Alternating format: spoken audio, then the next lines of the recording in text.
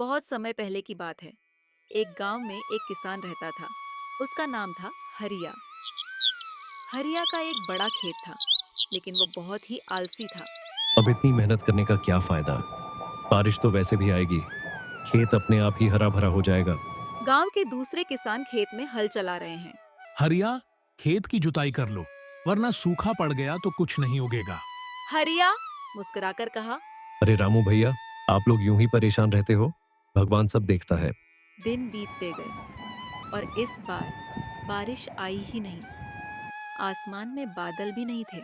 हरिया खेत के पास खड़ा है, दरार पड़ी जमीन देखता है। हरिया घबरा कर बोला। अरे ये क्या, खेत तो बिल्कुल सूख गया। बीज भी नहीं बोए थे मैंने। हमने पहले ही मेहनत कर ली थी, कम से कम थोड़ा अनाज तो बचा है। तूने तो कुछ भी नहीं किया। अब क्या करूं। हरिया सो रहा है। उसे सपना आता है। एक वृद्ध बाबा प्रकट होते हैं। हरिया, मेहनत से ही फल मिलता है। अगर खेत को समय पर न सींचो तो वहां घास भी नहीं उगती।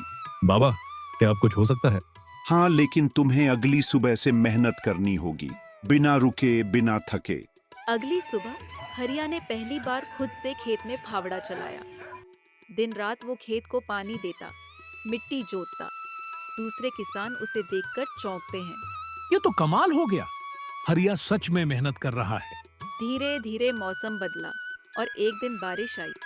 हरिया का खेत, जो सूखा पड़ा था, अब फिर से हरा भरा हो गया। खेत में फसल लहलहा रही है। अब समझ आया, भगवान उसी की मदद करता है जो खुद अपनी मदद करे। हरिया अब सबसे मेहनती किसान बन गया। उसने अपना आलस छोड़ दिया और दूसरों को भी मेहनत का महत्व समझाया।